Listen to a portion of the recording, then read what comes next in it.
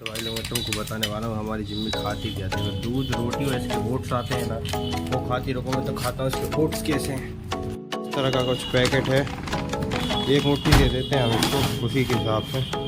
वो देखो खा रही है, टाइम हो गया था उसके खाने का और थोड़ा सा न्यूट्रिशन के लिए दे देते हैं।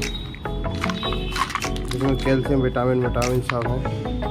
भाई लोग खाना खत्म होने के बाद उसको पानी दे देते हैं थोड़ा सा। हाय बोल सबको हाय बोल हाय। अभी तो उसकी तबीयत खराब हो गई थी, सब बंद कर दिया तो खाना खत्म कर लिया उसने पूरा। भाई चट कर जाती पूरा। एक लाइक कर देना, शेयर कर देना, सब्सक्राइब कर देना, अच्छा लगे तो।